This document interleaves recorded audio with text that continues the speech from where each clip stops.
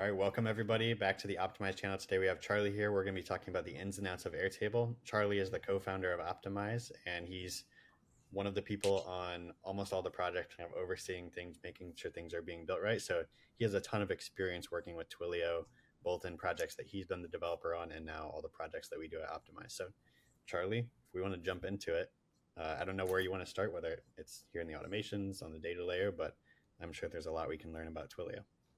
Yeah, I mean, starting from the basics, it's like a lot of people start to see a lot of value in their bases once they start to be able to do notifications that can start like with basic emails, but then they can move up to like Slack channels.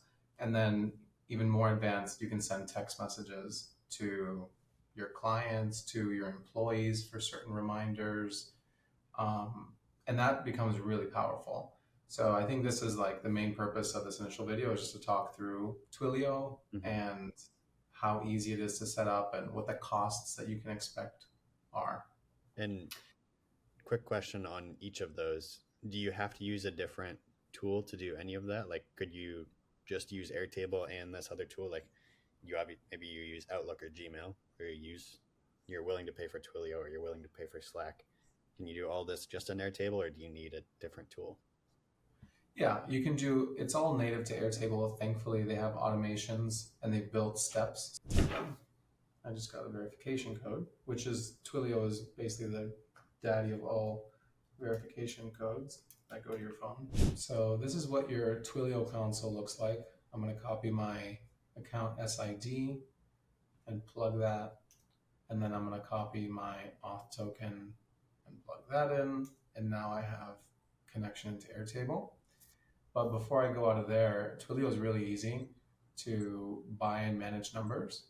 So I can come over here to phone numbers, manage, view my active numbers.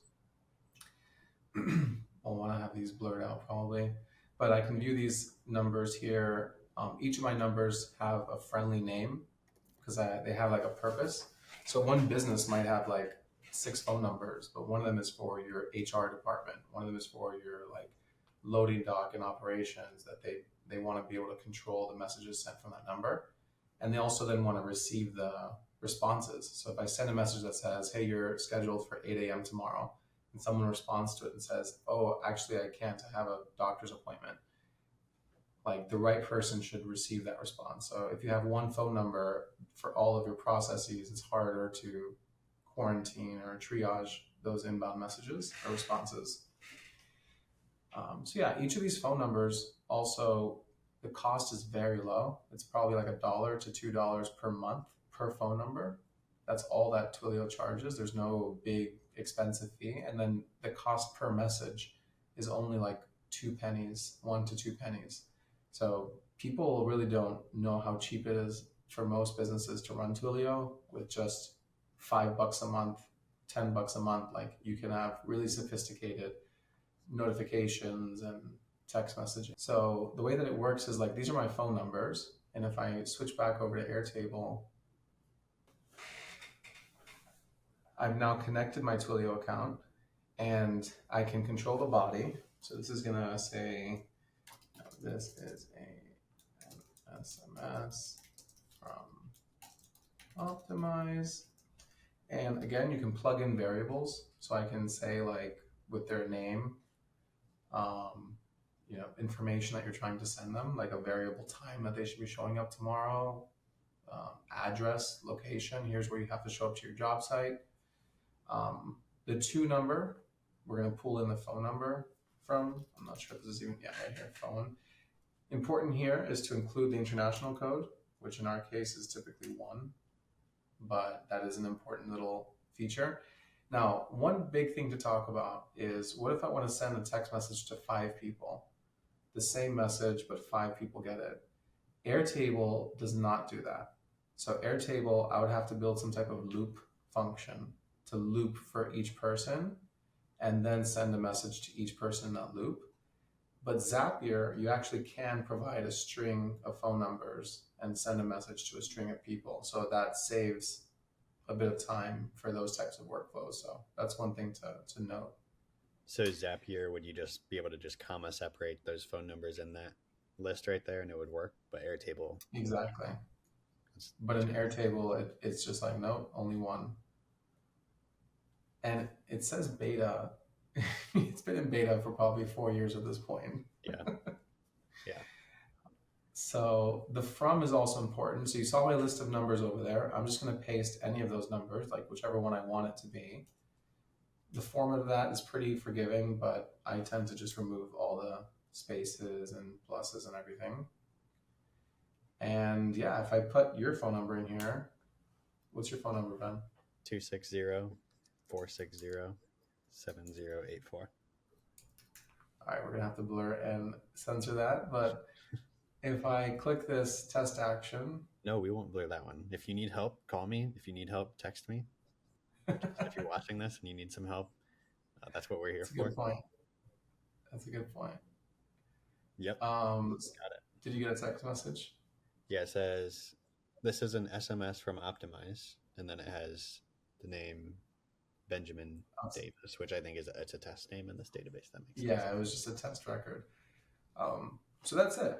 Like that's as easy as it is, and you connect it to an automation, and now you have messages going out to a dynamic individual, from the right phone number. You could also send dynamically from different phone numbers. Hmm. You know, I've never done that. I never had to, but it seems like that might be a use case for certain people. So You could all. to make how would you make the two dynamic? Because right now, if you set it up just like the way that I just set it up, I would get that text every single time. Right. So here I'm just going to leave the international code and I'm going to plug in the phone variable. And now that's going to dynamically go to the contact that triggered the record. Sweet. Okay. One interesting thing you can do as well is provide images. So I remember for a car wash that I set up their system, when they would finish washing the car, they would like click a button on Airtable, and it would send the picture and the notice to the customer saying, "Hey, your car is ready, and here's the picture." Because usually they were like in their office or in their apartment, because this is like a mobile car wash detailer. So it would send the picture of the fresh car, and it would have like a call to action: use this link for your next wash. So yeah, they would have this custom message with a custom picture going out. That's pretty awesome.